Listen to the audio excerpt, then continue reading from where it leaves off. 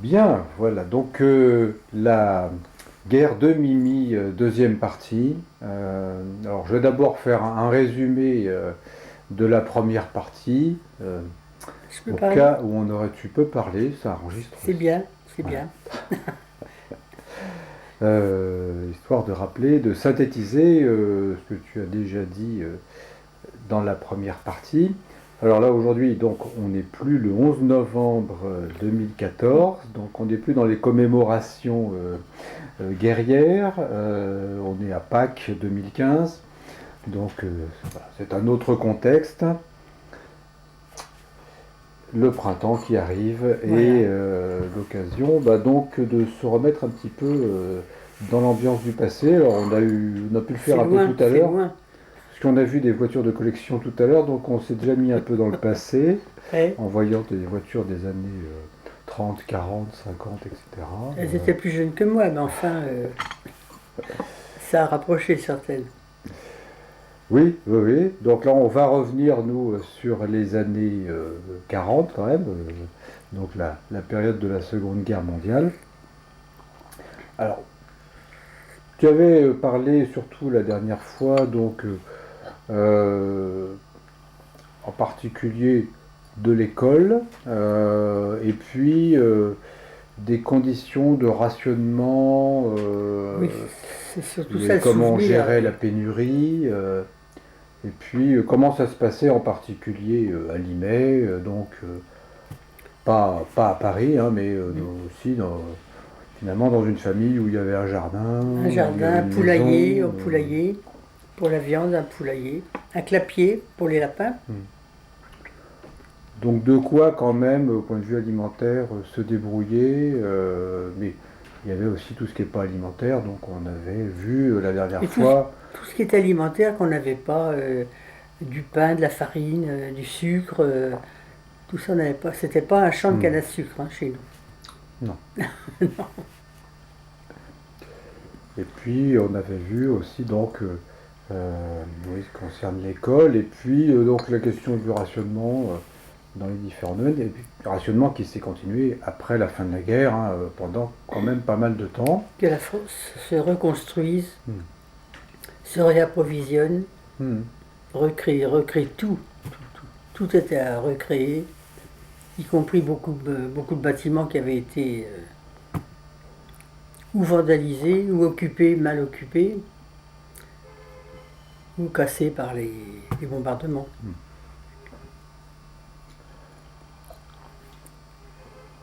Alors, puisque tu en parles, des bâtiments cassés, on parlait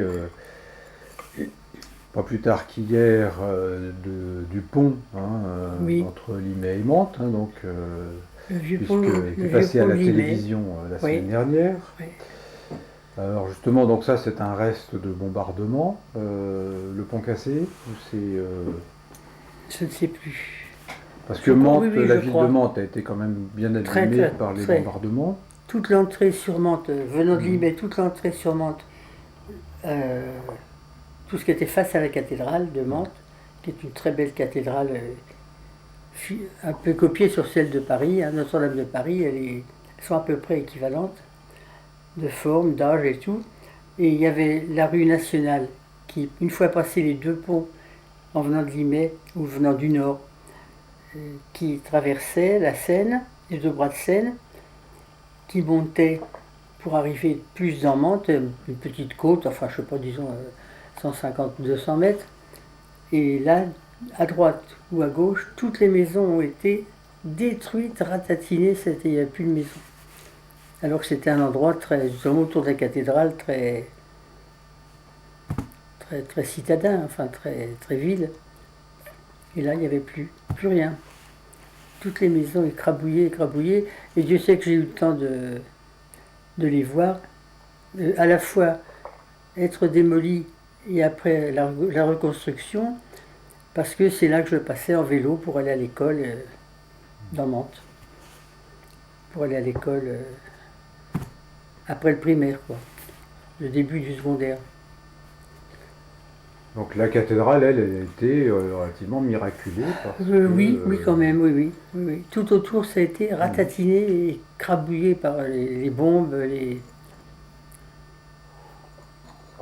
uniquement les bombes. Hein. Je pense que les Allemands, quand ils sont partis, ils n'ont pas dû s'acharner pour détruire des choses. Enfin bon, ça avait été détruit par. Ça, c'est les bombardements des C'est les Alliés. bombardements des Alliés, oui. Ouais. Oui. Oui, pour chasser les Allemands. Hmm. Donc plutôt vers la fin de la guerre, donc on s'approche de 1944, quoi, Il y a eu des bombardements avant. avant, Oui, de avant temps la en période de temps. débarquement. Il y Ah avait oui, déjà oui, des avant le bombardements. débarquement. Pour autant que je me souvienne, hein, déjà en 40, comme il y a eu l'exode, nous on a quitté la maison. Mais donc il y avait déjà des bombardements parce que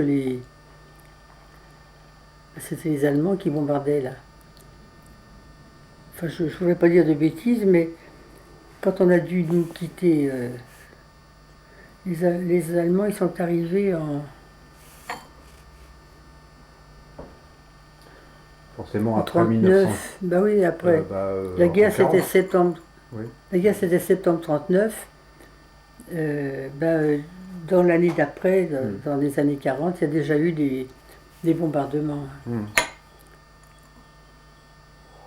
Qui bombardait qui je sais. Enfin, moi Alors, j'étais petite fille, mais. oui, il faut rappeler que tu avais 10 ans. En Fin 39, 40. j'avais 9 ans. Oui. Voilà, En 39, j'avais même 8 ans, parce que je suis de la fin de Ouais. l'année. Donc on voit pas les choses de la même façon et on comprend pas les choses de la même façon. Bah non, bah non. Donc, Puis il y a des Allemands, des Américains. Bon, quand tu as grandi pendant 7 ans, 8 ans, dans cette petite ville, une petite bourgade à Limay, à côté de Mantes, qui est une ville un petit peu plus importante, mais enfin, c'était pour l'époque une grande ville. Voilà. Je ne sais pas si c'était considéré comme une grande ville, mais pour la région, oui, c'était quand même la plus grosse ville de toute une région de. C'était pas encore la Normandie, c'était la fin de l'Île-de-France, à la lisière de la Normandie. s'il y avait une cathédrale, c'est que c'était quand même Oui, une grande oui, ville oui, c'était depuis quand même, longtemps. oui, oui, Donc, oui, oui. c'était donc un siège d'évêché. Oui. Ah bah, c'est là où j'ai appris que ce que nous, à Limay, on appelait le château des Célestins, Ouais. c'était Un prieuré. un en fait. prieuré, Ouais. Prieuré des ouais, Célestins. pas un monastère, non, un prieuré, Un prieuré. prieuré des Célestins. On a vu ça ce week-end, effectivement, Oui, oui, sur oui, oui. Internet. Oui, parce que j'ai voulu, ça m'a donné en voyant ce documentaire-là sur l'île de France, toute l'île de France, hein, y compris la région autour de Mantes, et j'ai entendu parler de Christophe Lefébure. Et Lefébure, pour moi, ce sont les gens qui étaient propriétaires du château des Célestins. Et donc, quand j'ai Lefébure, ça m'a branché sur ma jeunesse, parce que je connaissais les enfants Lefébure, enfin plus ou moins, mais enfin, quand j'allais au catéchisme, il y avait déjà les filles à Limay, à l'église de Limay, il y avait les filles d'un côté, les garçons de l'autre, et parmi les garçons, il y en a un que je trouvais très beau. Bon, on avait eu 10 ans, hein. C'était Gérard Lefébure. Puis de mon côté, avec les filles, il y avait Hélène Lefébure. Enfin, c'était deux des 5 enfants, je crois, à peu près, du château des Célestins. Et quand j'ai vu que c'était un Lefébure, Christophe Lefébure, j'ai dit, mais peut-être il vient de Limay, il vient peut-être de ses enfants de Limay, c'est peut-être l'enfant d'un de ceux que j'ai connus, moi. Et effectivement, je crois que ça s'est confirmé après en regardant Internet, pour ne pas citer. Alors donc, c'était à approfondir, mais enfin bon, peu importe. Oui, ouais, on ne sait pas si effectivement il y a un lien de parenté entre ce photographe Christophe Lefébure là, qui est passé ces jours-ci des racines et des ailes, et puis donc la famille Lefébure qui habitait à Limay, dans l'ancien prieuré qui n'était plus à l'époque un édifice religieux, quoi, mais qui était Non, non. devenu finalement Un joli petit château habité par la famille Lefébure. ouais. Et donc, pendant la guerre, bon, moi je faisais que du vélo, hein. Mon père, il avait 2 voitures, mais enfin, il n'y avait pas d'essence à mettre dedans. Alors moi j'allais, parce que bon, maman faisait pas de vélo, puis en plus elle s'occupait de mes 2 frères aussi. Donc je prenais mon vélo et je montais au château des Célestins, derrière dans les fermes, après avoir grimpé une grande côte qui menait à Magny en Vexin. Et puis j'arrivais après, puis il y avait la partie ferme, la ferme du château des Célestins. Et là, j'allais acheter du lait, parce qu'on manquait de tout, on manquait de lait, on manquait de tout. Donc c'était une façon de récupérer un peu de lait au château des Célestins, qui donc m'a un petit peu nourri. Enfin, je ne rencontrais pas les propriétaires, les enfants, je les voyais au catéchisme. Mais enfin voilà, mon passé avec les Lefébure.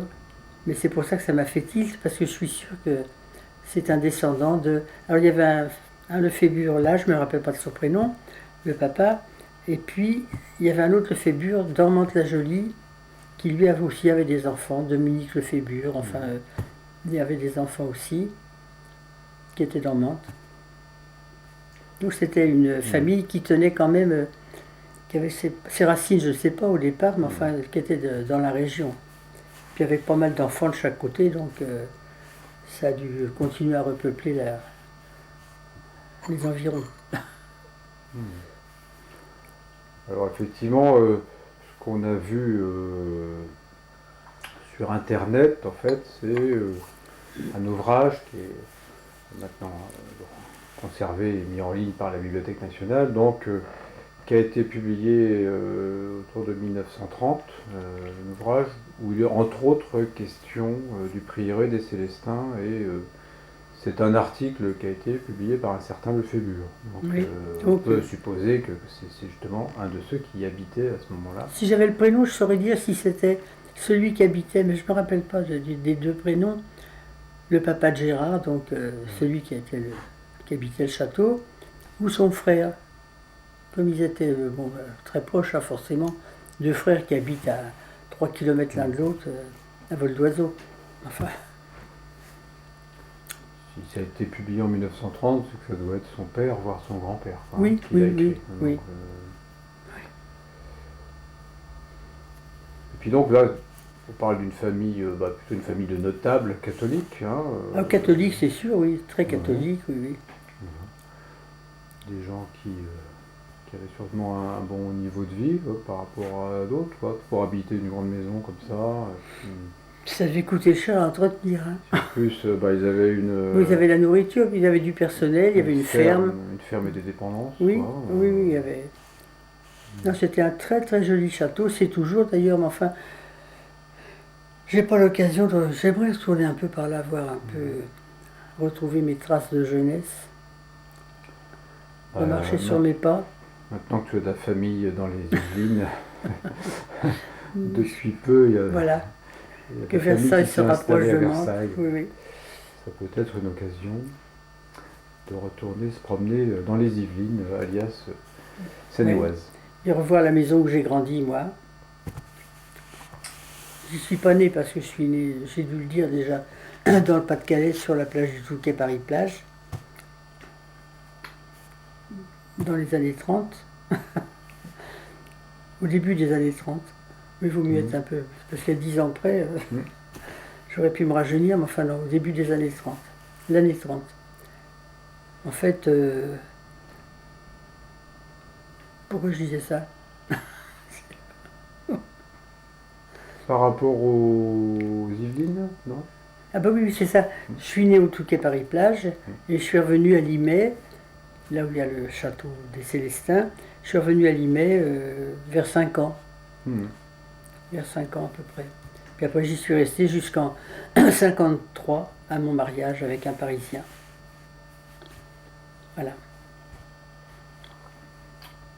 Parisien qui était né à Mantes. Qui était né à Mantes, qui avait de la famille à Mantes. Donc, Sa tante avait une clinique d'accouchement à Mantes. Mm. C'est pour ça que l'aîné de mes fils est né dans la clinique de sa tante à Mantes. Et mon second fils, avec qui je suis pour l'instant, lui il est né à Paris, dans le 9e, en bas de la rue de Montmartre, enfin, cité Malesherbes, c'est pas très connu, mais enfin, en montant la rue des Martyrs à gauche. Voilà. En partant du carrefour Châteaudun en bas, hein. Tu montes la rue des Martyrs et à gauche, il y a la très jolie cité Malesherbes, cité privée, où mon mari avait son travail. Et au début où on a habité, mais enfin avait son travail. Voilà. Et tout cela est une autre histoire. C'est encore une, c'est l'histoire de ma vie, c'est pas celle de. Enfin, c'est pour situer un petit peu tous les lieux, tous les points de. Alors pour rester dans la famille, on n'a pas trop évoqué là dans la première partie, donc Alimé, donc vous étiez 5 dans la maison. Oui. Donc oui, mes deux petits frères. Et les enfants, les 3 enfants. Plus les lapins et les poules, quoi. Il ne faut pas oublier, pendant 6 mois chaque année, on avait un cochon, on élevait un cochon. Alors, je ne sais plus si on le tuait au bout des 6 mois ou quoi, mais enfin bon. C'était une fois chez un ami de mon père, qui avait une maison aussi. Donc c'est lui qui élevait le cochon pendant 6 mois. Puis après, nous, on élevait un autre cochon pendant 6 mois. Et donc, 2 fois, on tuait le cochon chez l'un ou chez l'autre. Et on avait plein de trucs à manger. Donc, on avait des saloirs remplis de viande de porc. Ça se gardait assez longtemps quand même, dans du sel, hein, si je me souviens bien. De la saumure, je ne sais plus. Enfin, c'est pas moi qui m'occupais de ça. Hein. Et puis, on avait, quand on tuait le cochon, c'était un monsieur qui venait tuer le cochon. Et puis, on faisait de la charcuterie. Il faisait de la charcuterie aussi. Alors, on mangeait du boudin, on mangeait au début des côtes de porc. Puis après, bon, on en congelait, enfin, pas congelé, on n'avait pas de congélateur à l'époque. Mais on en mettait au saloir, on appelait ça un saloir. Puis après, au moment de le manger, il fallait le dessaler 2 jours avant, le mettre à tremper hein, pour que ça perde de sel. Mais c'était très bon et de toute façon, tout ce qui se mangeait était bon. Hein. On n'avait pas de. On décidait rien, on prenait ce qu'on nous donnait à manger et de toute façon, on se régalait. Donc on a un autre habitant à mi-temps, donc un cochon. En résidence alternée, comme on dit maintenant. Voilà. Donc on avait une grande dans le jardin, enfin à côté du jardin, à côté il y avait le clapier avec plusieurs cages à lapins, puis il y avait les poules qui avaient leur poulailler, un grand poulailler, et puis qui nous pondaient des œufs. Les lapins, de temps en temps, il y en a un qu'on sacrifiait, et on se régalait.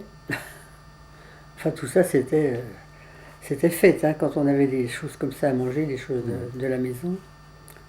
Et de manger pendant 3 jours, là, à peu près, quand on tuait le cochon. Ça a pas été... Ça a été quand même presque toute la guerre d'avoir un cochon à mi-temps. Avec Monsieur Testo. Bon, s'il nous entend. Il est cité, Monsieur Testo, donc voilà. Ben, il habitait... copropriétaire du cochon. Oui, et ben il habitait en montant dans l'immeuble, en montant vers le nord un petit peu, presque au pied du château des Célestins. Il y avait un quartier par là. Oui, c'est ça, presque au pied du... Il y avait des murs devant chez lui, c'était le début des murs de l'entourage du château des Célestins. Tu vois, on n'en sort pas.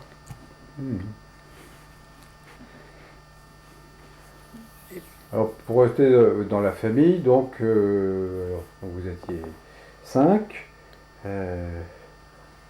donc à vivre sur un seul salaire, en fait. Hein, ah bah oui, oui. Finalement. Par contre, il y a toujours eu du travail. Enfin, je parle pas de l'épisode de l'Exode. Hein, ah bah je crois qu'il avait été évoqué, je crois, dans la première partie, me semble. Hein, qu'on avait De toute parlé façon, il avait cet atelier-retour jusqu'à 7. 7, oui. 7. Enfin, 5 à 7. Ouais. Oui, on était 5 à 7. Mais sinon, donc le reste du Et temps... donc il avait été envoyé là, à l'usine Lafarge de Sète, par sa boîte, et puis par sa cimenterie. Puis quand il est revenu, il a retrouvé son travail, bien sûr. Il n'y a pas eu de rechercher un autre boulot, non, non. Donc là, il y avait une usine Lafarge à Limay. Oui, puis une à Sète, Donc, entre autres. donc elle fonctionnait pendant toute la guerre, en fait, l'usine. Oui, là, je ne saurais pas dire. Enfin, il n'y a pas eu de chômage, quoi. Il y a toujours eu du travail. Je sais pas, il y a eu des problèmes parce que ça dépendait aussi de la fabrication du ciment, ça dépendait d'une carrière de sable qui était tout en haut des collines, à hauteur du château à peu près, mais enfin un petit peu plus à l'ouest, non à l'est. Et puis quand il a fallu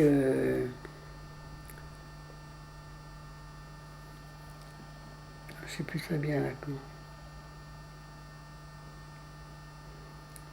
J'étais chez Lafarge.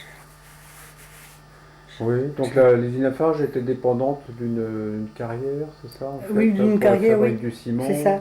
Puis alors après, les carrières partaient, le sable en partie, puis peut-être du ciment, j'en sais rien, partait par des grands trucs, des grands fils en l'air, jusqu'à la Seine où il y avait le port de la cimenterie Lafarge. Pour envoyer, enfin, je ne sais pas trop les détails. Peut-être que mes frères se souviendraient mieux, enfin, même s'ils sont plus jeunes. Bah, il y en a un qui a travaillé chez Lafarge et qui a fait toute sa carrière chez Lafarge. Enfin, pas forcément, enfin plutôt dans des bureaux à Paris, mais. Là, c'était Jean. Oui. C'était Jean. Fait carrière, donc a pris un petit peu le relais, pas sur le même travail, mais enfin, dans la même entreprise, Lafarge. Donc, était un gros employeur du coin, certainement. Oui, certainement, oui. Bah, il y avait pas mal de grosses entreprises. Il y avait, de l'autre côté, il y avait Lafarge, là, qui était donc entre la colline et la Seine, entre les sablières et puis le port d'embarquement des marchandises. Enfin, c'était pas un gros port visible. Hein. Et puis l'usine. Et puis alors, de l'autre côté de la Seine, presque en face, mais de l'autre côté des deux bras de Seine, parce qu'il y avait deux bras de Seine, là, il y avait la cellophane. Et la cellophane, c'était une grosse entreprise aussi parce que c'était tout nouveau. La cellophane, je ne sais pas, ça existe encore la cellophane? On appelle ça du plastique maintenant, du film plastique. Enfin, oui, encore des trucs qui sont comme de la cellophane quand même. Il y avait les usines de la cellophane, enfin, puis il y avait d'autres entreprises, mais enfin, c'était les deux grosses, Lafarge et. Je ne sais pas ce qu'il pouvait y avoir d'autre comme grosse industrie.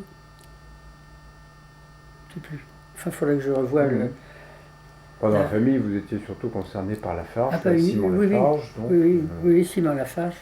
Et puis, donc ça c'était le papa André. Donc lui, qu'est-ce qu'il faisait comme travail pendant la guerre en particulier chez Lafarge? Il était plus que contremaître, au-dessus du contremaître. Enfin, il n'était pas. Il était dans le. Enfin, il n'était pas dans les bureaux, il n'était pas sous-directeur. Mais il avait un peu ce même niveau-là pour surveiller toute à la fois le sable des carrières là-bas, le port, enfin, pour surveiller tout ça. Hein.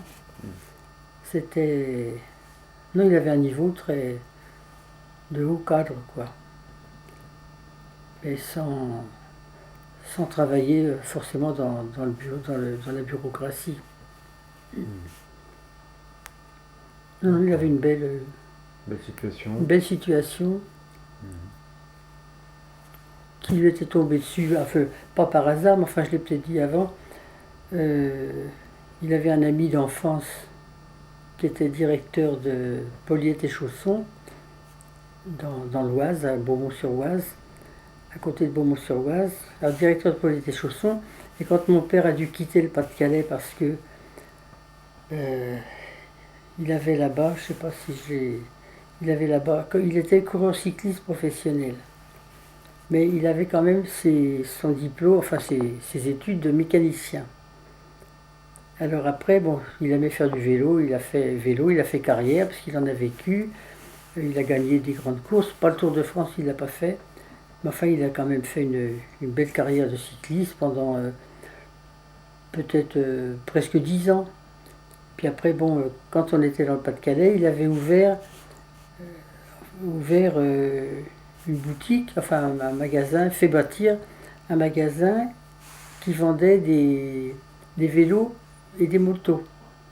Donc il pouvait vendre et réparer des vélos, bien sûr, puis les motos aussi, parce que il savait par exemple prendre une voiture, puis la mettre en petits morceaux, puis la reconstruire après, hein.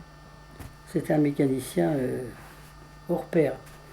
Et puis il s'est retrouvé bon, donc, à diriger plus ou moins une cimenterie, enfin toute la partie technique d'une cimenterie, par le biais de ce copain-là qui lui avait trouvé.